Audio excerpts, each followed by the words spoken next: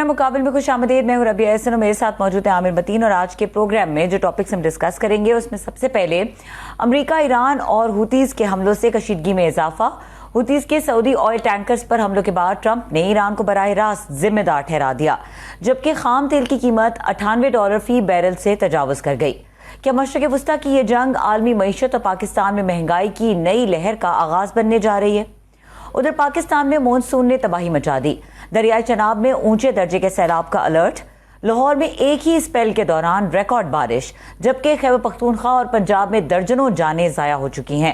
طوفانی بارشوں سے چاول کی فصل کو نقصان پہنچنے کا اندیشہ. کیا موسمیاتی تبدیلی کے بڑھتے خطرات سے نمٹنے کے لیے ہماری تیاری کافی ہے؟ پاکستان کی زرعی معیشت بھی ناقص پالیسیز کی وجہ سے دباؤ کا شکار. غیر ملکی سرمایہ کار کمپنیز کی نمائندہ کاروباری تنظیم نے OICCI سے خبردار کیا ہے کہ زرعی پالیسیز میں تاخیر سے اربوں ڈالر کا نقصان ہو رہا ہے، جبکہ کپاس کی پیداوار 14 ملین گانٹھوں سے کم ہو کر صرف 6.50 ملین گانٹھیں رہ گئی ہے. کیا پالیسیز میں تاخیر پاکستان کی برآمدات اور زر مبادلہ کے لیے مستقل خطرہ بنتی جا رہی ہے؟ دوسری جانب بجلی اور ایندھن کے صارفین بھی مشکلات کا شکار ہیں. پیٹرول مسلسل تیسرے روز مہنگا کر دیا گیا، جبکہ پبلک اکاؤنٹس کمیٹی میں بجلی صارفین سے اوور بلنگ کے سنگین انکشافات سامنے آ گئے. عوام مہنگے بل اور مہنگے ایندھن کے دوہرے بوجھ سے کیسے نکلے گی؟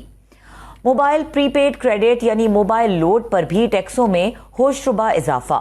$100 کے ریچارج پر صارف کو صرف $72.77 کا بیلنس ملتا ہے، جبکہ تقریباً $27 مختلف ٹیکسز کی نظر ہو جاتے ہیں. ٹیکسز کی بھرمار اور بری موبائل سروس کا امتزاج کے عوام کو موبائل کمپنیز سے بدزن کر رہا ہے. یہ تمام ٹاپکس ہیں جو آج کے پروگرام میں شامل کریں گے. عامر صاحب، بات تو پہلے یہی کریں گے جو مڈل ایسٹ میں اس وقت ہو رہا ہے اور جس طرح سے ایسکلیشن بڑھتی جا رہی ہے. ڈونلڈ ٹرمپ یہ کہہ رہے ہیں کہ وہ کوئی ماسٹر اسٹروک بھی کھیل سکتے ہیں. جی، وہ مڈل ایسٹ پہ تو بالکل بات کریں گے، مگر اور بھی بڑی مسائل ہیں پاکستان میں کہ موبائل فون کا فار ایگزامپل جو ہے یہ بتایا جا رہا ہے کہ $100 کے موبائل لوڈ کرواتے ہیں تو عام آدمی صارف کو $72 مل رہے ہیں. پھر جو ہے بتایا جا رہا ہے کہ بجلی ایک تو آ نہیں رہی، ایک مہنگی بہت زیادہ ہے اور اوور بلنگ ہو رہی ہے. یہ پبلک اکاؤنٹ کے یہ بھی شیئر کریں گے. پر ایک جو خبر جو سب سے بڑی آپ نے دے دی ہے، آج کل سب سے بڑی لوگ رات کے 12 بجے یہ انتظار کر رہے ہوتے ہیں کہ پٹرول کتنی قیمت بڑھے گی. تو یہ پٹرول جو ہے $6.39 مہنگا ہو گیا ہے. نئی قیمت جو ہے اب $327 فی لیٹر ہے، اور ہائی سپیڈ ڈیزل جو ہے وہ $375 فی لیٹر ہے. اور یہ 2 روز میں پٹرول کو $11 اور 3 روز میں ڈیزل کو $20 بڑھ گیا. اور اب روز کی یہ گورنمنٹ کی دیکھیں نا داد دینی پڑتی ہے ان کی عقل کو کہ چلیں ہفتے 2 ہفتے بعد ایک یہ بری خبر آتی تو یہ آج کل کیونکہ تیل کی قیمت بڑھ رہی ہے. بائی دا وے 98 نہیں ہے، جو برینٹ کا پیمانہ ہے وہ $100 کراس کر گیا ہے کافی عرصے کے بعد. $100 فی بیرل بھی کراس کر گیا ہے. ظاہر ہے اس کی وجہ سے یہ تیل کی قیمت بھی ہے، اور وہ اس کا تعلق ڈائریکٹلی ظاہر ہے کہ مڈل ایسٹ کے مسئلے سے ہے کہ مشرق وسطیٰ میں جو نا ایسکلیشن بڑھ رہی ہے، جنگ بڑھ رہی ہے بجائے اس کے کہ کم ہونے کے. پہلے تھوڑا سا جو بیچ میں ایک پاز آیا تھا اور یہ 14 نکاتی پاکستان کا اسلام آباد ایکارڈ جو تھا اب وہ تربتر ہو گیا ہے، اور دونوں طرف سے گولہ باری لفظی بھی اور لٹرل بھی جو ہے بمباری ہو رہی ہے. پریزیڈنٹ ٹرمپ کی طرف سے کل بیان آیا تھا کہ ہر ٹینکر کے اوپر جو ہے نا وہ حملہ کریں گے تو میں ایک برج اور ایک پاور پلانٹ ایران کا اڑا دوں گا. ایران بھی پیچھے نہیں ہٹ رہا، وہ صدر مڈل ایسٹ میں لے کے خاص طور پہ کیونکہ انہوں نے سارے مڈل ایسٹ کی بیسس سے اپنا اسلحہ جو ہے جارڈن میں لے گئے تھے تو جارڈن میں وہ ہٹ کر رہے ہیں. اب جارڈن کے بعد وہ اسرائیل میں لے کے جا رہے ہیں. تو دیکھیں جنگ آگے کدھر جائے گی. ایران کی طرف سے بھی کھلے بیان آ رہے ہیں. یہ میرے سامنے پڑا ہوا ہے راکچی صاحب کا بیان کہ وہ کہہ رہے ہیں آئے فار این آئے، کہ آگ کا بدلہ آگ، خون کا بدلہ خون. اور کالی باغ صاحب کی بھی ہے ایدر آل اور نن، یا تو پھر جو ہے سارا خلیج ہمارے سمیت پٹرول بیچے گا या कोई भी नहीं बेचेगा, सो वो भी पीछे नहीं हट रहे। इस्लामाबाद में अभी भी दोनों तरफ से, अभी आपने जिस तरह इब्तदाई में भी दिखाया, बैकग्राउंड में भी बातचीत चल रही है और पाकिस्तान उसके अंदर इन्वॉल्व है। आपने गौर किया होगा उनके ईरान के वज़ीर दाखिला जो है पीर को गलबन आए थे, वो एक्सटेंड कर रहे हैं और बातचीत चल रही है। मगर जो मेरी इतलाएँ हैं, और कल मैं प्रोफेसर मीर शाइमर को और PS कुमार हैं, बहुत बड़े जर्नलिस्ट हैं, वो सुन रहा था, उनके बकौल उनकी खबर ये थी कि ईरानियन इंसिस्ट कर रहे हैं कि शुरू वहाँ से हो सकती है कि आप 14 निकात पे वापस आएँ, जिस पे प्रेसिडेंट ट्रंप नहीं मान रहे। वो कह रहे हैं कि नहीं, मेरे लिए डोमेस्टिकली जो मैंने मान लिए थे 14 निकात, ख़ास तौर पे 5th जो उसकी आर्टिकल था कि इसकी एडमिनिस्ट्रेशन जो है 60 दिन के लिए ईरान को दी जाए, वो उस पर वो राज़ी नहीं है। वो कह रहे हैं मज़ीद कंसेशन दें। ईरान समझ रहा है कि वो उसके पास विनिंग कार्ड्स हैं, इसलिए वो वहाँ पे पहले जो मॉडरेट्स कर रहे थे, अभी जो ज़्यादा इंतहा पसंद जो है IRGF for example driving seat पे है। सो वो एक एस्केलेशन जारी है। बीच में अब प्रेसिडेंट का मामला आ गया है कि बाबुल मंदब भी क्योंकि बंद कर दी गई है हुतियों की तरफ से, और पाकिस्तान उसमें प्रेसिडेंट ट्रंप का आज लेटेस्ट ये ट्वीट आया है हुतीस का कि जी पहले जो है हमने पिछले साल उनके साथ ये वायदा करके वो बंद कर दिया था, और उन्होंने धमकी हुतियों को भी दी है और उन्होंने ईरानियन को भी दिया है जिनकी वो कहते हैं ये प्रॉक्सी है। और उसके अंदर हमारे लिए भी बड़ा ख़तरनाक बात है कि हमने भी कल बड़ी पुरजोर एक बहुत सख्त अल्फाज में मजम्मत की है कि हम ये बर्दाश्त नहीं करेंगे एक कि हमारे किसी जहाज़ के ऊपर जो पाकिस्तानी झंडा हो, तो अगर वो, क्योंकि पहले रेड सी के ज़रिए हमारा तेल भी सऊदी अरेबिया के वेस्टर्न जो कोस्ट है उधर से आ रहा था, तो हमने ये एक जो है ऐलान किया है कि हम अपनी जवाब का जो है हक महफूज रखेंगे। प्लस हमने मजम्मत की है कि आज भी उन्होंने सऊदी अरेबिया के 2 टैंकर जो है वापस करवाए हैं, हमला भी किया है, तो ये हम बर्दाश्त नहीं करेंगे। अभी तक हम बड़ा डेलिकेटली चल रहे हैं हमारा सऊदी अरेबिया के साथ, क्योंकि डिफेंस का मुआहिदा भी है, मगर अभी 2-4 अच्छी बुरी खबरें हैं। अच्छी बुरी खबर ये है मज़ीद कि 4 माह से पूरे खलीज के अंदर ईरान हमले कर रहा है, मगर ईरान सऊदी अरेबिया पे हाथ रोका हुआ था, मगर ये पिछले 10 दिन के अंदर एक वेस्टर्न कोस्ट के पास सऊदी अरेबिया के एक एयर बेस के ऊपर ईरान अमरीकी बकौल ईरान के वो वहाँ पे अमरीकी वो बेस थी, उसके ऊपर हमला किया गया। तो अगर ये वेस्टर्न कोस्ट में और हुतियों की इन्वॉल्वमेंट से बढ़ती है और हम जो बैलेंस अभी तक हम रख पा रहे थे, और एक सालसी का भी किरदार हमारा इसीलिए बन पा रहा था कि ईरान भी हमारी कदर करता है, अमेरिका भी हमारी कदर करता है, सऊदी अरेबिया भी हमारे पे उनका डिफेंस पैक्ट है, सो हम बीच में इसलिए एक किरदार बन रहा था। मगर अगर खुदा न खास्ता ऐसी सिचुएशन आती है, हम इसके अंदर इन्वॉल्व होते हैं, तो फिर ये एक बिल्कुल ही डिफरेंट कॉन्सिक्वेंसेस खत्ते के लिए भी हमारे लिए भी ये एक बड़े पेचीदा मामला हो जाता है। तो ये ख़तरनाक चीज़ है, हमारे लिए देखना होगा। मगर ऑयल जो है क्लियरली जो है वो 100 उस पे डॉलर पे ब्रेंट चला गया है फी बैरल, और ये बढ़ सकता है क्योंकि रशियन ऑयल भी जो है क्रूड ऑयल तो आ रहा है, मगर जेट फ्यूल ऑयल और उसका जो उनका बाकी रिफाइंड ऑयल और डीजल जो है वो रिफाइनरीज तबाह होने से यूक्रेन की वजह से वो बंद हो गया है। सो एक शॉर्टेज आ गई है। और बाबुल मंदब की मैं सिर्फ लास्ट ही कह दूं कि इससे पहले कि आप मेहमानों का तारुफ करवाएं, उसकी इंपॉर्टेंस सिर्फ ये नहीं है कि 20% दुनिया का तेल जो है वो हुर्मुज़ से आता है, 12% बाबुल मंदब से रेड सी के ज़रिए आता है। रेड सी से इस रास्ते पे सिर्फ ऑयल नहीं, दुनिया की 20-30% बाकी ट्रांसपोर्टेशन कमोडिटीज़ की भी इस रास्ते से होती है, और ये दुनिया की सबसे बड़ी गुजरगाह है जो कि इधर से रेड सी से यमन के साहिल से घुस के तो ये फिर सुएज़ के ज़रिए यूरोप जाता है। अब वो जो जहाज़ वापस टैंकर भेजे जा रहे हैं हुतियों की धमकी की वजह से, वो सुएज़ के ज़रिए पूरा यूरोप गुजर के पूरा अफ्रीका का चक्कर काट के केप ऑफ गुड हॉर्न से जो है ना वो वहाँ से उनको आना पड़ता है। उससे ट्रांसपोर्टेशन की कॉस्ट 2-3% बढ़ रही है, इंश्योरेंस की कॉस्ट बढ़ रही है, اور رسد کم ہو گئی ہے جس کا امپیکٹ آ رہا ہے. تو یہ 100 سے 125, 150, $200 تک کی باتیں آ رہی ہیں. تو آپ امیجن کریں کہ ہماری چیخیں نکل گئی ہیں. یہ 375 کے اوپر ڈیزل چلا گیا فی لیٹر. اگر یہ 800, 700 پہ چلا جاتا ہے تو یہاں اور پوری دنیا میں کیا آگا. اگر ہم مہمانوں کا تعارف کروا جی بالکل, ہمارے ساتھ موجود ہیں سینئر تجزیہ کار ڈاکٹر اویس سلیم اور ماہر بین الاقوامی اور معاشی امور پروفیسر عدیل ملک. دونوں کو ویلکم کریں گے. جی عامر جی صاحب. بہت شکریہ آپ دونوں مہمانوں کا جوائن کرنے کا. ڈاکٹر عدیل ملک صاحب جو ہیں یہ آکسفورڈ میں پروفیسر ہیں, اور ڈاکٹر اویس سلیم صاحب جو ہیں یہ ٹیکساس کے پروفیسر ہیں. دونوں, میری اطلاع یہ ہے کہ آم کے موسم میں پاکستان آ جاتے ہیں اور آج کل آئے میں ہیں.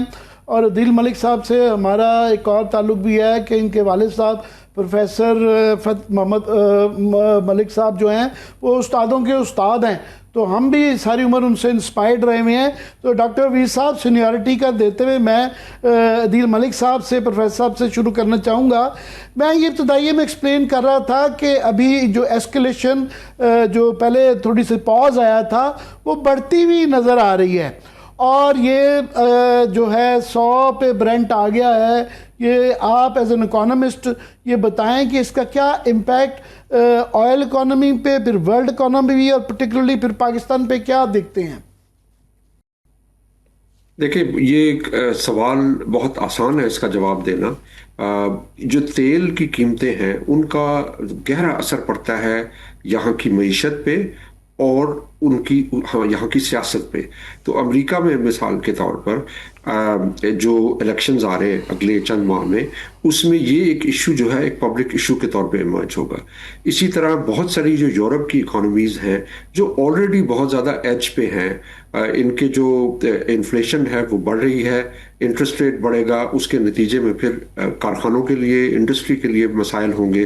تو یہ جو تیل کی قیمت کا بڑھنا ہے یہ ایک عالمی اکانومی کے لیے شوق ہے. تو اب جب ایران اٹیک کر رہا ہے, ایران کے تھرو جو ہوتی اٹیکس ہیں وہ صرف سعودی عربیہ کی آئل ایکسپورٹس کے اوپر اٹیک نہیں ہے بلکہ وہ گلوبل اکانومی کے اوپر اٹیک ہے. تو اس لحاظ سے دیکھا جائے تو ایران یہ کوشش کر رہا ہے کہ جو اس جنگ کی قیمت ہے اس کو بڑھایا جائے عالمی معیشت کے لیے, اور جس طرح وہ قیمت بڑھے گی اسی طرح جو مغربی ممالک ہیں وہ یہ سوچنے پہ مجبور ہوں گے کہ جنگ کا کہیں نہ کہیں اختتام ہو. تو میرے خیال میں ہم ایک بہت ہی ڈینجرس فیز میں داخل ہو رہے ہیں وار کی, جہاں پہ ابھی تک تو یہ تھا کہ جو عرب ممالک تھے, خلیجی ممالک, وہ بظاہر تو کر رہے تھے بات چیت کہ یہ یعنی اٹیکس کے خلاف تھے, لیکن اوور آل وہ اس جنگ سے تھوڑا سا دور رہے, انہوں نے فوری طور پہ کودے نہیں اس جنگ میں. لیکن اب جو کوشش ہے اسرائیل کی بھی وہ یہ ہے کہ یہ بہت ساری خلیجی ممالک ہیں یہ اس جنگ کا ڈائریکٹ حصہ بن جائیں تاکہ اس جنگ کا جو دائرہ کار ہے وہ وسیع کیا جائے. جہاں تک ایران کا تعلق ہے, ایران کے لیے بھی یہ بہت مشکل لمحہ ہے کیونکہ ظاہر ہے پاکستان, سعودی عربیہ, بہت سارے ان کے یہ انٹرسٹ ہیں. لیکن میرے خیال میں ہمیں یہ دیکھنے کی ضرورت ہے اور سمجھنے کی ضرورت ہے کہ ایران کے پرسپیکٹو سے یہ ایک ایگزسٹینشل وار ہے, وچ مینس کہ آل بیٹس آر آف. یہ اسی لیے میرے خیال میں بہت ہی ڈینجرس سٹیج بن رہی ہے جنگ کی. جی ڈاکٹر صاحب, یہ عدیل ملک صاحب جو کہہ رہے تھے اس طرح کی باتیں میں اور بھی مبصرین سے, میں میر شامر کا, ڈاکٹر کا ذکر کیا, ان کا بھی میں تبصرہ سن رہا تھا, ان کا بھی یہی خیال تھا کہ ایران کا یہ خیال ہے کہ time is on their side, اور وہ 14 ان کے یہاں جو ماڈریٹس نے 14 نکاتی جو پروگرام کیا تھا, ان کے جو ایکسٹریمسٹ ہیں وہ اس کے بھی ناقد تھے, اب وہ ڈرائیونگ سیٹ پہ ہیں. یہ جو مفروضہ تھا کہ پریزیڈنٹ ٹرمپ کے اوپر جو ہے بڑے پریشر ہیں کیونکہ گیسولین کی قیمت بڑھ گئی ہے, انفلیشن بڑھ گئی ہے, اور چونکہ وہاں پہ مڈ ٹرم الیکشنز آ رہے ہیں, مگر ابھی وہ جو ڈیل مانگ رہے ہیں جس قسم کی وہ زمینی حقائق سے تو بالکل ڈیفرنٹ ہے. اس کو ان کی تھنکنگ کو اسٹیبلشمنٹ کی اور پرٹیکولرلی پریزیڈنٹ ٹرمپ کی ہمیں اگر سمجھا پائیں گے اس وقت کیا سوچ رہے ہیں وہ؟ بہت شکریہ عامر صاحب. دیکھیے دو چیزیں ہیں. ایک تو یہ کہ اس جنگ کا جو پہلا فیز ہم نے دیکھا تھا جو فروری سے لے کے پھر جولائی کے شروع تک رہا, ان 4 ساڑھے 4 ماہ میں ہمیں یہ نظر آیا تھا کہ یہ جنگ جو ہے بنیادی طور پر دو ممالک کے درمیان ہے، اگرچہ اسرائیل اس میں بڑا بیک گراؤنڈ پر چلا گیا تھا، یا امریکہ اور ایران کی جنگ بن گئی تھی، اور اس کو دونوں طرف سے ہمیں یہ نظر آتا تھا کہ ایک گرینڈ سٹینڈنگ تو ہو رہی ہے، لیکن دونوں طرف ہمیں یہ ایک ولنگنس بھی نظر آتی تھی کہ اس کو کسی نہ کسی طریقے سے ختم کیا جائے، اور جو ہے کچھ نیگوسیشن، کچھ گیو اینڈ ٹیک جو ہے وہ دونوں کرنے پر ہمیں تیار نظر آتے تھے۔ امریکہ نے یا صدر ٹرمپ نے خاص طور پر جس طرح کے بھی بیانات دیے، لیکن بیک گراؤنڈ میں جو بات چیت ہوئی اس کی وجہ سے اس معاہدے تک جو ہے بات پہنچی جو ہم نے دیکھا۔ لیکن اس وقت جو خطرناک بات مجھے نظر آ رہی ہے 8 جولائی سے جو سلسلہ شروع ہوا ہے، وہ یہ ہے کہ یہ جنگ جو ہے مزید پھیل رہی ہے، اس کا دائرہ کار وسیع ہو رہا ہے۔ ہم جانتے ہیں کہ یہ حوثی باغیوں کا، یمن کا، سعودی عرب کا تنازع جو ہے کتنا پہلے سے چل رہا ہے، اب وہ علیحدہ سے شروع ہو گیا ہے۔ وہ حوثی باغی یہ ڈیمانڈ کر رہے ہیں سعودی عرب جو ہے وہ یمن کی بلاکیڈ ہٹائے، اور اس معاملے کا براہ راست اس جنگ سے کوئی تعلق نہیں تھا اس سے پہلے تک، لیکن اب وہ بھی اس میں شامل ہو گیا ہے۔ تھوڑی دیر پہلے نہر سویز کا تذکرہ کر رہے تھے، اگر یہ معاملہ حل نہیں ہوتا تو ایک خطرہ یہ بھی موجود ہے کہ یہ جو نہر سویز کا رستہ استعمال کر رہے ہیں جہاز، شاید اس کو بھی جو ہے کوئی خطرہ ایسا لاحق ہو جائے کہ وہاں سے آمد و رفت بھی بند ہو جائے۔ پھر دوسری طرف اسرائیل جو ہے اس نے ساؤدرن لیبنان پر بمباری جو ہے وہ ابھی تک بند نہیں کی ہے۔ امریکہ کے اندر جس وقت آپ بات کرتے ہیں یہ جو اتحادی ممالک ہیں امریکہ کے یا جو عرب امارات کے ممالک ہیں، وہ اب اس جنگ میں براہ راست کودتے ہوئے نظر آتے ہیں۔ اب یو کے جو ہے وہ اس سے پہلے بس ایک ریسٹرینڈ ان کی پوزیشن تھی، اب ہم دیکھ رہے ہیں کہ ان کی ایئر بیسز بھی استعمال ہو رہی ہیں امریکی جہازوں کی آمد و رفت کے لیے۔ سو پاکستان خاص طور پر اگر یہ دائرہ مزید پھیلتا ہے اور اس کے جلد محدود ہونے کا مجھے کوئی امکان نظر نہیں آتا، پاکستان اس میں ایک بڑی ایک پریکیریس پوزیشن میں آ گیا ہے۔ امریکہ کے اندر اس وقت جو صورتحال ہے، آپ نے بات کی مڈ ٹرم الیکشنز کی اور اس کے حوالے سے کیا سوچ ہے وائٹ ہاؤس کے اندر، اگر میں آپ کو یاد کراؤں تو پچھلے فیز میں ہی اس جنگ کے صدر ٹرمپ نے یہ کہنا شروع کر دیا تھا کہ دیکھیں اس سے پہلے افغانستان کی جنگ جو ہے وہ کتنے سال رہی، ویتنام کی جنگ جو ہے وہ اتنے سال 13-14 سال رہی، اور یہ اس جنگ کو تو ابھی چند مہینے ہی ہوئے ہیں۔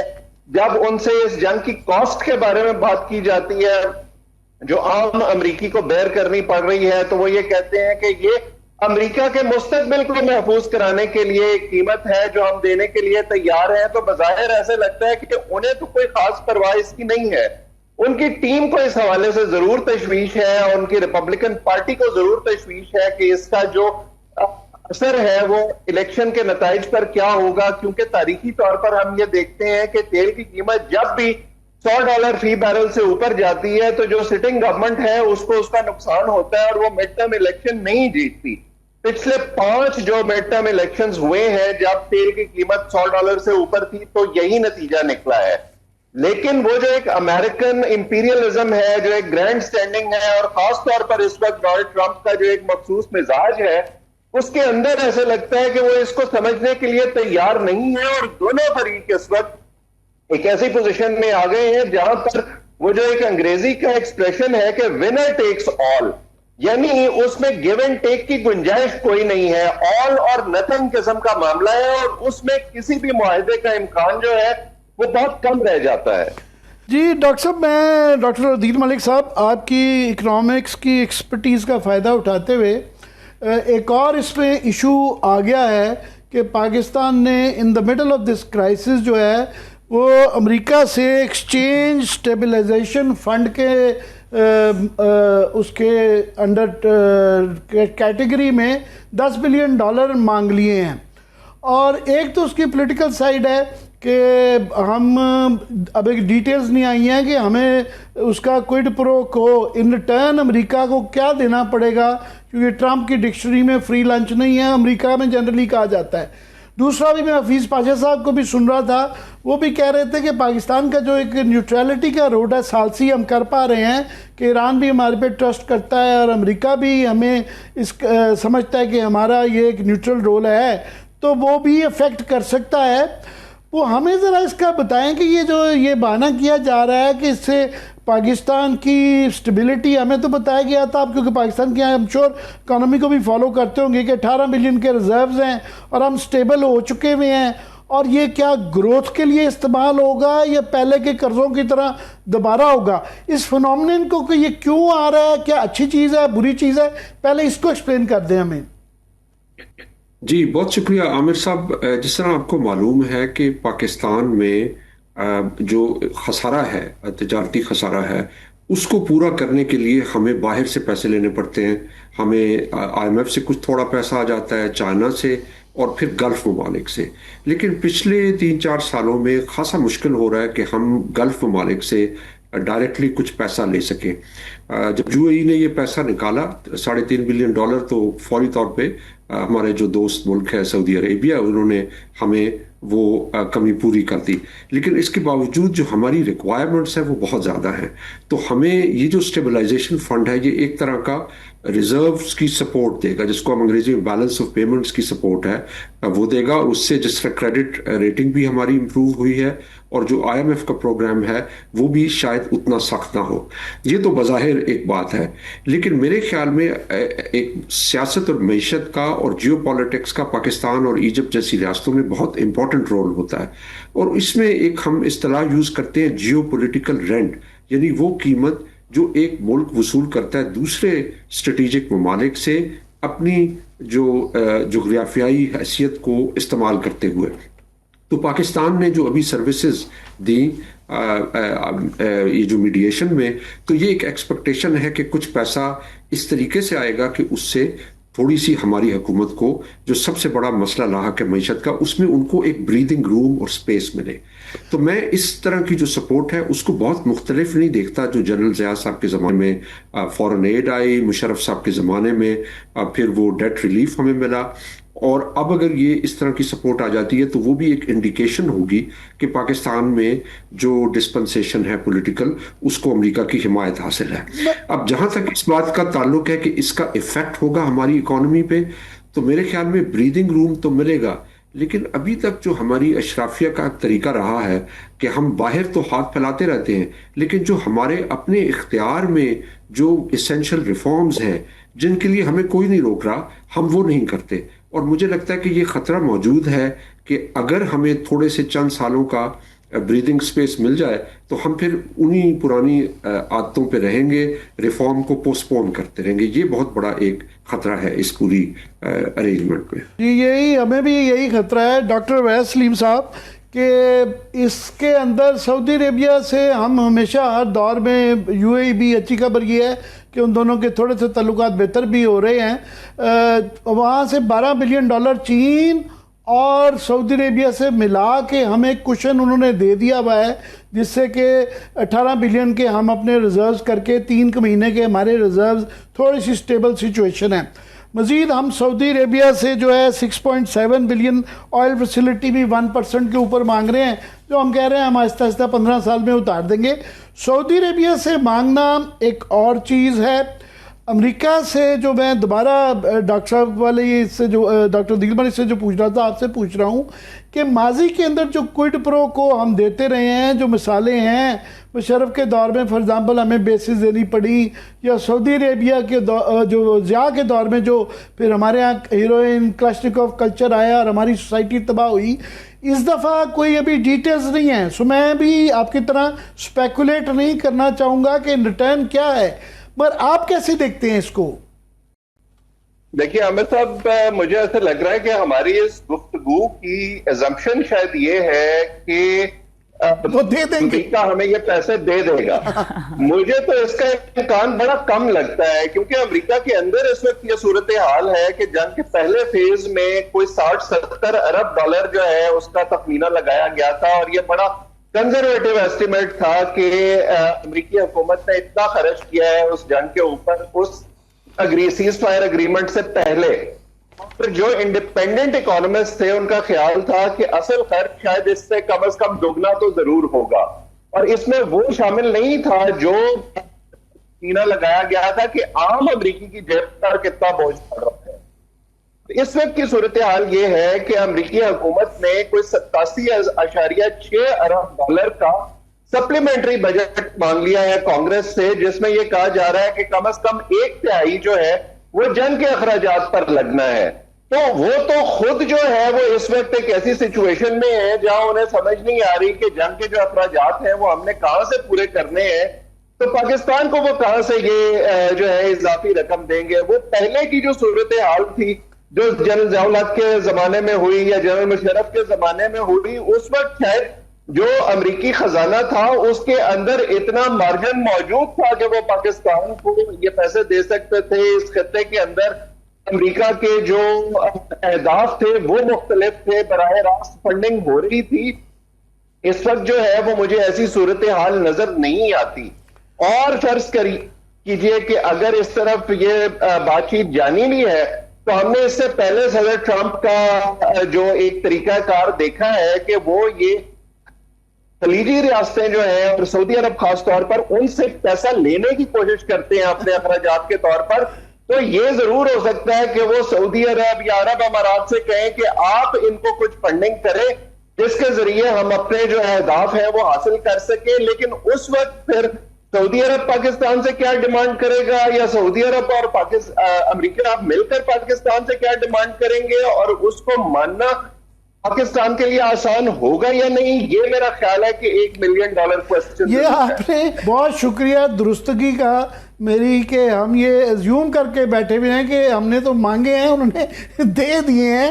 ابھی کل خبر فار ایگزامپل آئی تھی کہ نیوکلیئر جو ان کا جو ہے لگانے میں جو ہے سویلین نیوکلیئر پلانٹ لگانے میں امریکہ نے ہاں کر دی، وہ آج ہی آ گیا ہے کہ جناب پہلے آپ ابراہیم اکارڈ کے اوپر سائن کریں تو پھر اس کے بعد یہ آپ کو یہ پلانٹ میں مدد کی جائے گی۔ میں ڈاکٹر عدیل ملک صاحب، یہ آپ نے آگے پوائنٹ آؤٹ کیا اور رائٹلی پوائنٹ آؤٹ کیا کہ پہلے ہی ہمارا ایک پریکیریس سچویشن ہے کہ ٹریڈ گیپ خاص طور پہ $40 بلین کے قریب جو ہے نا وہ پہنچ گیا ہوا ہے، اور ابھی جو خبریں آ رہی ہیں کہ تیل جو ہے برنٹ 100 پہ چلا گیا ہے ڈالر فی بیرل پہ، اور مزید جا سکتا ہے۔ کموڈیٹیز میں ہمارے ہاں جو ہے بڑی بری خبریں آ رہی ہیں کہ $2 سے $3 بلین بتایا جا رہا ہے کہ اس دفعہ گندم کا ہمیں امپورٹ کرنا پڑے گا۔ میرے سامنے یہ کپاس کی لیٹسٹ آئی ہوئی ہے کہ $2 سے $3 بلین کی اضافی کپاس، پہلے ہی ہم 14 ملین سے 6-7 ملین پہ آگے ہوئے ہیں، اس دفعہ زیادہ بتایا جا رہا ہے کہ 33% جو ہے نا مزید جو ہے ہماری جو ہے نا اس کے اندر کمی آ رہی ہے زراعتی چیزوں میں۔ تو کموڈیٹیز بھی کا بل بھی بڑھ رہا ہے، تو یہ کتنا کا آپ دیکھ رہے ہیں کہ ہمارے اوپر ایز این اکانومسٹ پاکستان کی سچویشن کتنے کی پریکیریس ہے؟ دیکھیں پچھلے 3-4 سالوں میں جس کو ہم ایک اصطلاح یوز کرتے ہیں اسٹیبلائزیشن، کہ جس میں جو گروتھ آپ کی شرح نمو کم ہو رہی تھی اس کو اریسٹ کر لیا گیا ہے، جو افراط زر ہے اس کو بھی کر لیا گیا ہے، فورن ایکسچینج کی پوزیشن امپروو ہو گئی ہے۔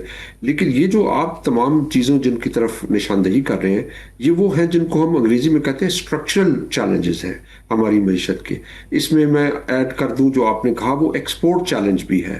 2012 کے بعد سے ہم تقریباً اسٹیگننٹ ہیں، ہماری ایکسپورٹس بڑھ نہیں رہی، بلکہ ابھی جو ہمارے کچھ بارڈرز ہیں، بارڈر کلوجر ہے افغانستان کا، دوسرے ریجنز کا، اس کے نتیجے میں ایکسپورٹس بھی ڈکلائن کر رہی ہیں۔ اور یہ جس کی طرف آپ نے نشاندہی کی بہت عام ہے کہ پاکستان ہمیشہ اپنی جو غذائی اجناس تھی اس میں وہ سیلف ریلائنٹ ہوتا تھا، وہ اپنی تمام ضروریات پوری کر لیتا تھا۔ لیکن جب سے یہ سپورٹ پرائسز گئی ہیں اور اس کے بعد جس طریقے سے مینیج کیا گیا اس پورے پروسیس کو، اب جو ہمارا فارمر ہے، عام جو کسان ہے، وہ مکمل نگلیکٹڈ ہے پچھلے 3-4 سالوں سے، اور ان کی کوئی سنوائی نہیں، نہ پروونشل کیپٹلز تک نہ سینٹرل گورنمنٹ تک۔ اور یہ جو زراعت کا کرائسس ہے اس کو کوئی صحیح طریقے سے دیکھ نہیں رہا، سمجھ نہیں رہا۔ اگر آج ہم اس کو نہیں ڈیل کریں گے تو آنے والے چند سالوں میں یہ بہت بڑا کرائسس ایمرج ہو سکتا ہے، کیونکہ آپ نہ صرف یہ کہ باقی ضروریات امپورٹ کر رہے ہیں، آپ کو جو آپ کی جو گرینری تھی برٹش امپائر کی، جو پنجاب کا صوبہ تھا، وہاں اپنے ہاؤسنگ کالونیز کا جال بچھا کے غلط पॉलिसीज के नतीजे में ज़राअत का बहुत बड़ा नुकसान कर रहे हैं। इसके लिए अब हमें एक नए तरह की पॉलिटिकल अलायंस की ज़रूरत है जो ज़राअत के इश्यूज को मेन स्ट्रीम मीडिया के ऊपर कवर करे और फौरी तौर पे लॉन्ग टर्म रिफॉर्म्स करे ताकि इसको अरेस्ट करें। ये इसलिए भी इम्पोर्टेंट है कि बहुत सारी हमारी लॉबीज कराची में और इस्लामाबाद में मौजूद हैं कि जो बेनिफिट करती हैं इंपोर्ट करने से। आपको पता है वीट स्कैंडल हुआ था बहुत बड़ा, जिसके नतीजे में यूक्रेन से वीट की गई, उसमें बहुत सारे लोगों ने पैसा कमाया होगा। तो आपको ये इंश्योर करना है कि वो सारी लॉबीज जिनको फायदा होता है बाहर से ये अजनास इंपोर्ट करके और बाहर के फार्मर्स को फायदा पहुंचा के, उनको वीकन किया जाए और हमारे जो फार्मर ग्रुप्स हैं उनकी सुनवाई हो पार्लियामेंट में और पॉलिसी मेकिंग सर्कल्स में। मैं डॉक्टर साहब आपसे दोबारा एक और, डॉक्टर वैद शरीफ की इजाज़त से एक और ज़रा इसको चाहूँगा एलेबोरेशन आपसे कि ये आपने अभी कहा कि आपको ये तशवीश है कि ये ग्रोथ में इस्तेमाल नहीं होगा पैसे, क्योंकि एक तबका ये कह रहा है कि जी स्टेबलाइज अब हो गया है तो इससे बैलेंस ऑफ पेमेंट बेहतर हो जाएगी, तो शायद इससे हमें वो जो इम्पीटस चाहिए ग्रोथ का, मगर हुकूमत की तरफ से जो रवैये आ रहे हैं, एक तो स्ट्रक्चरल रिफॉर्म्स के दूर दूर से कोई इशारे नहीं मिल रहे हैं, ना इनकी कैपेसिटी है, ना इनकी विल है और ना ये इनकी नीयत नज़र आती है। दूसरा, अपने खर्चे कम करने के लिए वो तैयार नहीं है। रोज़ की हम ये खबरें सर पीट जाते हैं कि मरात और तनख्वाहें बढ़ाने के लिए अशराफिया जो है वो रोज़ जो है ना तनख्वाहें बढ़ा रही है और ये कर रही है, कोई रवैयों में नहीं। क्लियरली नज़र आ रहा है कि जिस तरह 36 बिलियन डॉलर बताया जाता है पिछले 4 साल का कर्जा लिया गया, जो कि कर्ज़ों के में ही उतारने में खर्च हो गया या हुकूमत के शाही खर्चों में। सो अब कैसे यकीन कर लें कि ये ग्रोथ के लिए इस्तेमाल होगा? देखिए, इसलिए मुश्किल है क्योंकि इसमें हम पॉलिटिकल इकोनॉमी में पढ़ाता हूँ, उसमें हम एक इस्तेलाह यूज करते हैं कि good economics is usually not good politics. यानी जो अच्छी मईशत के लिए जो रिफॉर्म्स चाहिए उसके डिस्ट्रीब्यूशनल कॉन्सिक्वेंसेज होते हैं, उसके लिए लोगों को कॉस्ट पे करनी पड़ती है। इसकी खास तौर पे मिसाल ये है कि अगर आज आप टैक्स के निज़ाम की इस्लाहात करते हैं और जैसे हम कहते हैं कि टैक्स बेस बढ़ाएं ताकि सैलरीड और प्रोडक्टिव सेक्टर्स के ऊपर जो टैक्स है उसको कम करके वो तमाम इन्फ्लुएंशियल ग्रुप्स जो नहीं पे करते टैक्स उनको लाया जाए, या खर्चे जो हमारी एलिट्स कर रही हैं वो कम किए जाएं, तो वो करने से जो उसके सियासी कॉन्सिक्वेंसेस होंगे। अब मिसाल के तौर पे प्लॉट्स और पर्क्स और प्रिविलेजेस का जो कल्चर है, अब जिस तरीके से आपने तनख्वाहें न सिर्फ ब्यूरोक्रेट्स की बल्कि जुडिशरी की बहुत ज़्यादा तनख्वाहें और प्रिविलेजेस पर आ दी है, अब अगर उसको आप कम करते हैं तो आपका सियासी निज़ाम का जो बुनियादी ढांचा है वो उससे कमज़ोर होगा। और ये जो अशराफिया है उसको बहुत अच्छे तरीके से मालूम है कि क्या रिफॉर्म करनी है, कितनी उसकी अहमियत है, लेकिन वो इससे भी बेहतर जानती है कि अगर वो ये रिफॉर्म्स करेंगे तो सबसे ज़्यादा जो असर होगा वो उस पावर सिस्टम के ऊपर होगा जिसके वो सबसे बड़े बेनिफिशरीज हैं। जी डॉक्टर वैद सलीम साहब, आप क्योंकि साल डेढ़ बाद चक्कर लगाते हैं अमेरिका से पाकिस्तान और पिछले हफ्ते डेढ़ से आप यहाँ मामला देख रहे हैं, मुझे लगता है काफ़ी सारे फैक्टर्स इकट्ठे कोइंसाइड कर रहे हैं कि फ्लड सीज़न है, क्रॉप्स की, गंदम की आपके सामने सूरत हाल है कि आटा जो है नापैद भी है, 2-3 महीने पहले भी ये फसल आई है और 4 मिलियन टन का पता ही नहीं चल रहा है कि वो किधर गया। कपास की मैंने बताया बुरी फिक्रें हैं, बुरे अदाद शुमार हैं। चावल पिछले साल भी एक्सपोर्ट्स कम थी, इस दफ़ा मज़ीद कम है। पेट्रोल की सूरत हाल भी है। तो ये हमारे यहाँ एक और मफरूज़ा है, जिस तरह पहले आपने दुरुस्त किया मेरा मफरूज़ा कि अमेरिका दे रहा है, कि लोग यहाँ पे क्योंकि पूरे सब कॉन्टिनेंट में, नेपाल में तब्दीली आ गई, श्रीलंका में आ गई, बांग्लादेश में आ गई, अब इंडिया में भी देखा है कि इतनी बड़ी जमहूरियत, मोदी साहब जैसे आदमी भी वो भी थोड़े से परेशान होना शुरू हो गए हैं। तो हमारे यहाँ आपको ये जो आपका सालाना दौरा है, क्या देख रहे हैं पब्लिक मूड और क्या देख रहे हैं तब्दीली? देखिए आमिर साहब, बात यह है कि ये आप किसान की जब बात करते हैं, और मेरा ताल्लुक एक देहाती इलाके से ही है और मैं अभी तक भी एक एक्टिव फार्मर हूं, मेरा राब्ता रहता है इस हवाले से, तो शायद जो वर्स्ट हिट एक सेक्टर आप कह सकते हैं पिछले 3-4 साल में जब से ये मौजूदा सेटअप हमें नजर आ रहा है, वो फार्मिंग है, किसान है। और इनके बारे में पंजाब की चीफ मिनिस्टर तो कुछ अर्सा पहले ये भी कह चुकी हैं یہ بلیک میلر ہیں جب یہ سپورٹ پرائس کی بات کرتے ہیں یا اپنے لیے سہولیات کی بات کرتے ہیں.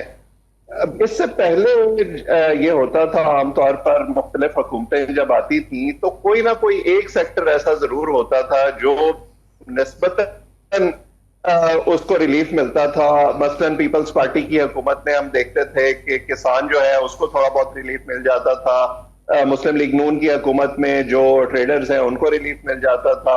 لیکن یہ واحد دور میں نے دیکھا ہے اتنے عرصے میں جب جس سے آپ بات کریں, چاہے وہ کسان ہے, چاہے وہ نوکری پیشہ آدمی ہے, چاہے وہ ٹریڈر ہے, چاہے وہ بزنس مین ہے, ہر آدمی جو ہے وہ تنگ ہے کسی نہ کسی حوالے سے. مہنگائی کا ایک طوفان ہے جو ایسے لگتا ہے تھمنے میں نہیں آ رہا, اور جو ان کی قوت خرید ہے وہ کم سے کم تر ہوتی چلی جا رہی ہے. لیکن کیا وہ صورتحال وہاں تک پہنچ گئی ہے جہاں ان لوگوں کے پاس جو ہے وہ جس کو کہتے ہیں کہ بیک ٹو دا وال ہوں اور انہیں یہ لگے کہ اب ان کے پاس کوئی آسرا نہیں رہا, کھانے کے لالے پڑ گئے ہیں اور اس کے بعد جو ہے ان کو باہر نکلنے کی ضرورت ہے؟ مجھے ابھی تک جو ہے ایسی صورتحال کم از کم نظر نہیں آتی. اس کے لیے بڑی لوگ مثالیں دیتے ہیں اس طرح کی کہ جی دیکھیں ریسٹورینٹس بھرے ہوئے ہیں, دیکھیں یہ برانڈز والے سٹور بھرے ہوئے ہیں. میں ان کی بات نہیں کرتا کیونکہ وہ ایک مخصوص طبقہ ہے, کچھ پرسنٹ ہوگا پوری آبادی کا.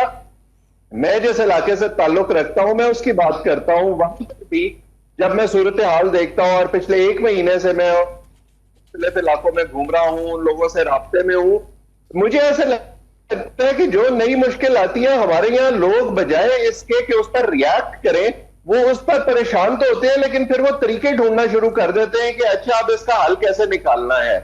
اور پاکستان میں شاید ایسی صورتحال کبھی بھی نہیں آئے گی جب لوگ بھوک کی وجہ سے مرنا شروع ہو جائیں گے. ہمارے چھوٹے علاقوں میں بھی ابھی تک یہ صورتحال ہے کہ لوگ پریشان ضرور ہیں لیکن اگر وہ کسی کے دروازے پر چلے جاتے ہیں تو ان کو کھانا کم از کم ضرور مل جاتا ہے.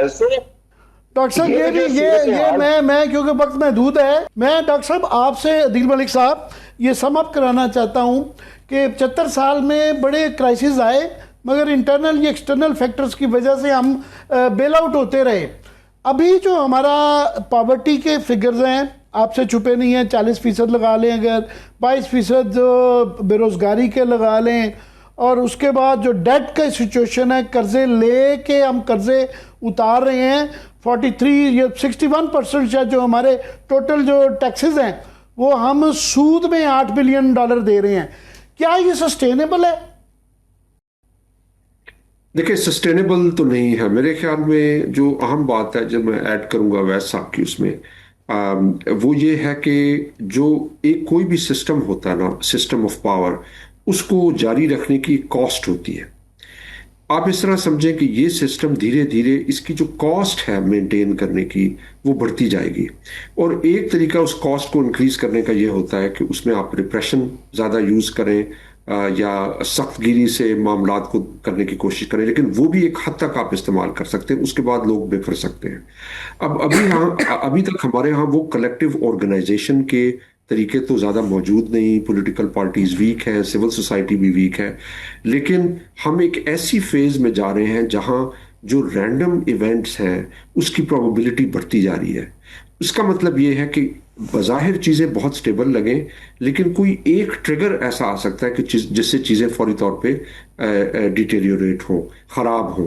اب اس میں زراعت کی جو پکچر ہے وہ بہت اہم ہے کہ کیونکہ جب تک یہاں پہ لوگوں کے گھروں میں ویٹ پہنچ رہا ہے, وہ جو بیسکس ہیں وہ سرو ہو رہی ہیں, اس وقت تک ایک جو پروبیبلٹی آف ریوولٹ ہے وہ کم ہے. لیکن میرے خیال میں پاکستان میں اب ہم سیاست کے ایسے دائرے میں شامل ہو رہے ہیں جہاں پہ جو ڈسٹریبیوشنل کانفلکٹ ہے, یعنی لوگوں کے درمیان جو کشمکش ہے ریسورسز کی ڈسٹریبیوشن کے اوپر, وہ آ رہی ہے. آپ کو کے پی میں نظر آئے گی جہاں لوگ مائنز اور نیچرل ریسورسز کے اوپر کر رہے ہیں. بلوچستان میں جو سٹرگل ہے وہ بھی اس ریسورسز کے اوپر ہے بہت حد تک, اور اب جو کشمیر میں سٹرگل چل رہی ہے وہاں میں بھی یہ سٹرگل سامنے آ رہی ہے کہ لوگ وسائل کی تقسیم, اقتدار کی تقسیم کے اوپر سوال آ رہے ہیں. تو اب جو ڈسٹریبیوٹیو پالیٹکس ہے وہ ایک بہت اہم رول پلے کرے گی, اور اگر مین سٹریم پولیٹیکل پارٹیز اس کے اوپر نہیں آتی تو جس طرح ہندوستان میں یا دوسرے علاقوں میں غیر سیاسی طریقے سے جس طرح اسٹوڈنٹس نکل آئے یا جو باقی تحریکیں آئیں، آزاد کشمیر میں بھی جو لوگ لیڈ کرتے رہے ہیں جوائنٹ ایکشن کمیٹی، وہ کوئی مین اسٹریم پولیٹیکل پارٹیز سے لوگ نہیں تھے، وہ تاجر لوگ تھے، باقی لوگ تھے. تو یہ ایک میرے خیال میں ہم ایک ایسے مرحلے میں شامل ہو رہے ہیں جہاں پہ یہ جو اس سسٹم کو سسٹین کرنا انڈیفینیٹلی ڈیفیکلٹ ہوگا اور اس کی کاسٹ بڑھے گی.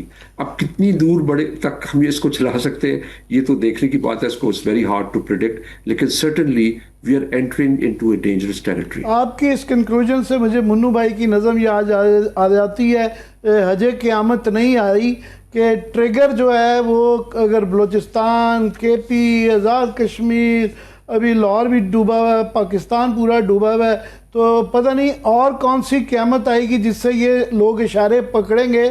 بہت بہت شکریہ for a very thoughtful educative discussion today. دونوں مہمانوں کا بہت شکریہ. جی بہت شکریہ ڈاکٹر ویس سلیم اور پروفیسر عدیل ملک، دونوں نے ہمیں وقت دیا، اور یہاں پہ وقت ہوا ایک بریک کا. بریک کے بعد کچھ مزید بھی ٹاپکس ہیں جن کے اوپر بات کریں گے، ہمارے ساتھ رہیے.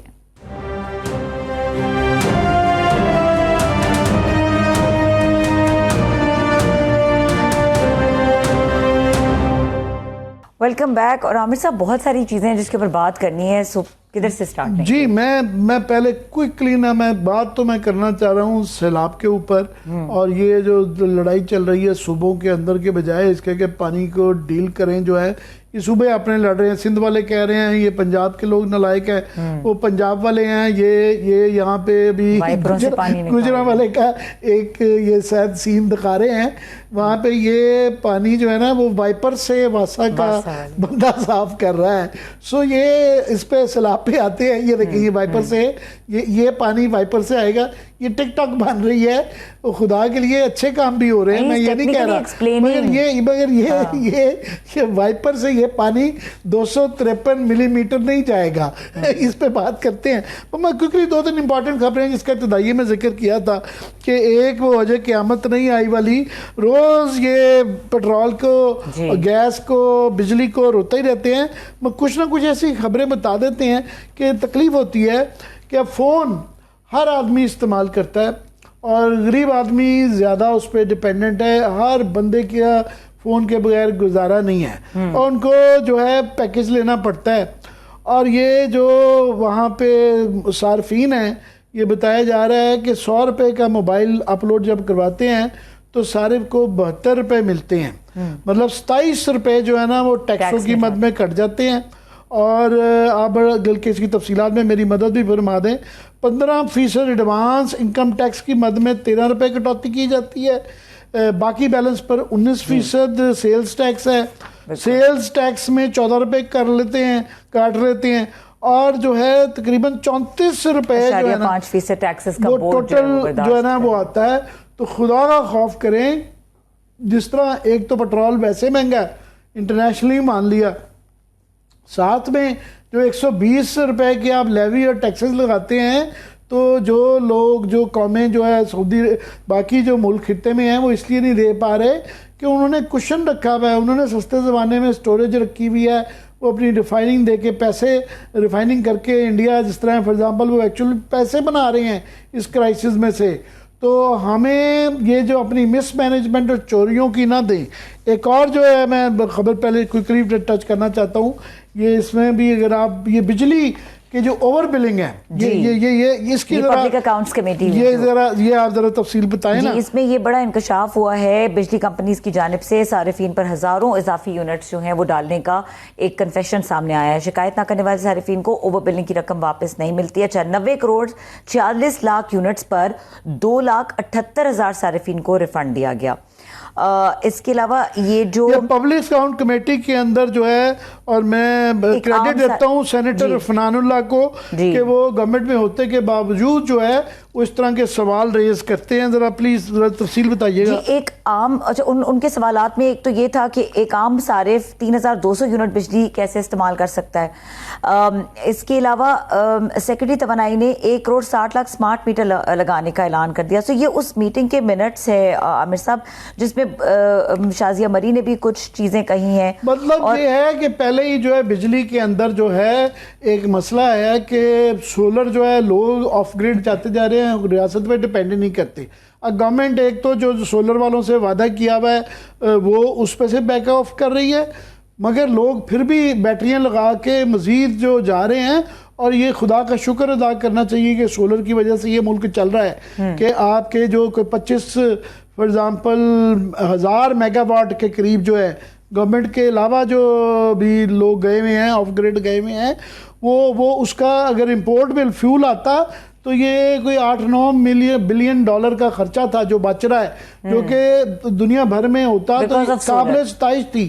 ایک تو وہاں سے روک رہے ہیں, دوسرا یہ مگر جو عام آپ میرے اور آپ جیسے, آپ تو نہیں, میں میرے پاس جو ہے سولر نہیں ہے, تو میرے جیسے جو بلوں میں پھنسے ہوئے ہیں, پھر جب چوری کا بھی اور پھر ٹرانسمیشن کی خرابی کا بھی یہ مسئلے بھی ہوں اور اوور بلنگ بھی ہو رہی ہو, تو پھر عام صارف بیچارہ کیا کرے جو ان کے پاس غلطی سے گورنمنٹ کا ایک صارف بن چکا ہوا ہے, اس کے ساتھ مزید نہ کریں. میں کوئکلی اب جو ہے نا سیلاب پہ آ جاؤں.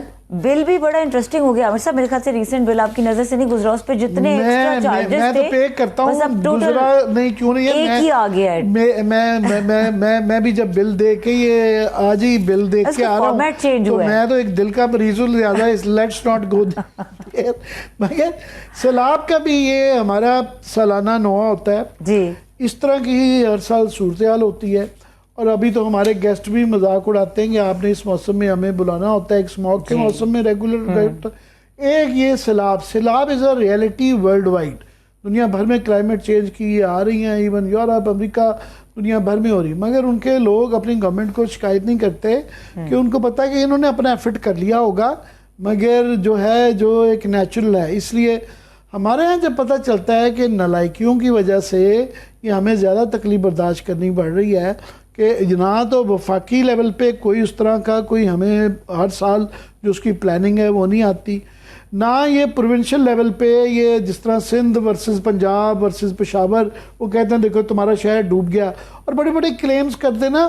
میں فار ایگزامپل سمجھتا ہوں لاہور میں فار ایگزامپل 263 ایئرپورٹ کے علاقے میں ملی میٹر بارش ہے.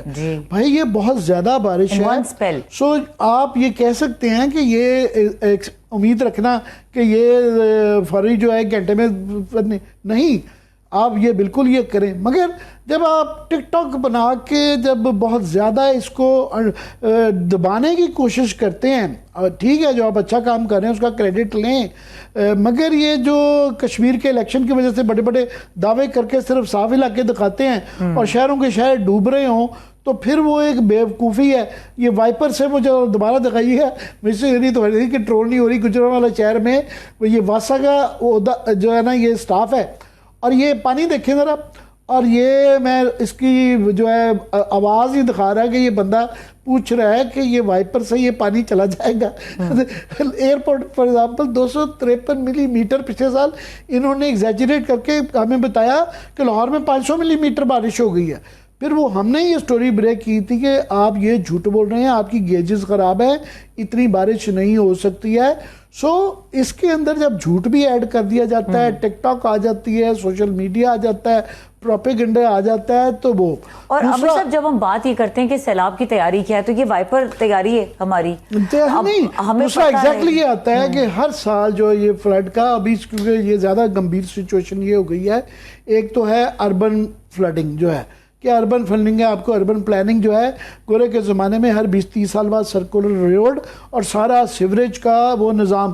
آپ کو پتہ ہے پیرس کے اندر جو ہے 250 سال پہلے نیپولین دی تھرڈ نے اس زمانے میں سیوریج سسٹم بنایا تھا جو پیرس کو ری شیپ کیا گیا جو ہے. آج تک وہ سیوریج سسٹم ہے, شام کے وقت اس سیوریج سسٹم کا اس طرح کا ہے کہ وہ پانی نکلتا ہے اور وہ سڑکوں دونوں کناروں سے وہ صاف کر دیتا ہے, اور وہ 250 سال سے وہ 1850s کے اندر وہ بنا ہوا ہے سیوریج سسٹم پیرس کا, آج بھی چل رہا ہے. لندن میں وکٹوریا کے جو ہسبینڈ تھے وہ ویلے تھے, انہوں نے کام پہ لگا دیا ان کو سیوریج ٹھیک کرانے پہ, امانگ ادر تھنگز جو ہے. وہ جو لندن کا ہے بارشیں ان کے ہاں سارا سال ہوتی رہتی ہیں, ٹھیک ہے, مگر ٹھیک ہے اوکیجنلی کلائمیٹ چینج کی وجہ سے کوئی ایک آدھا ایکسیڈنٹلی یا وہ ایک ریٹیکلی کوئی اس طرح کا بارش سیلاب آ جائے تو ٹھیک ہے, مگر وہ سیوریج کا جو بنیادی سسٹم ہے وہ یہاں پہ نہیں ہے. لاسٹلی دنیا میں یہ پھر ہمارے ہاں بھی پچھلے سال کہا گیا لوکل باڈیز ہوتی ہیں, لوکل باڈیز ہینڈل کرتی ہیں. پچھلے سال خواجہ آصف صاحب خود ان کی چیخیں نکل گئیں کہ جب میں فیلڈ میں پتہ چلا جناب لوکل باڈیز کا سٹاف ہی نہیں ہے.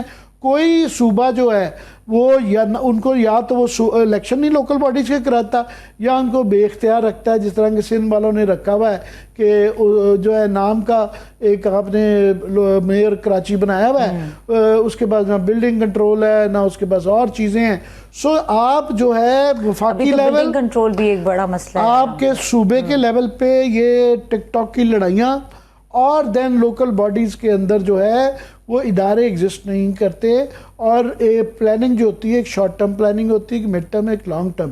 لانگ ٹرم کے اندر آپ کو پورا کلائمیٹ چینج کو دیکھتے ہوئے آپ کو پورے شہروں کے جو اور گاؤں کے اور خاص طور پہ بڑے شہروں کے آپ کو سیوریج سسٹم یہ کرنے پڑیں گے, ورنہ ہر سال same story again and again, same analysis. اور اتنے موٹے موٹے فنڈز ایلوکیٹ کیے جاتے ہیں کلائمیٹ چینج کے لیے, ڈیزاسٹر مینجمنٹ کے لیے, بلڈنگز کے لیے, وہ کہاں جاتے ہیں فنڈز؟ ایک تو جس طریقے سے اپنی تنخواہیں اور مراد بڑھانے کے لیے کاوش کی جاتی ہے, اگر یہ فلڈ کے لیے اور باقی لوگوں کے مسائل کے لیے کر لیں تو وہی جوش و جذبہ دکھا دیں تو شاید لوگوں کی وائپروں سے تو کام نہیں چلے گا. وائپر سے یہ گجرانوالے کی سڑکیں صاف نہیں ہو سکتی.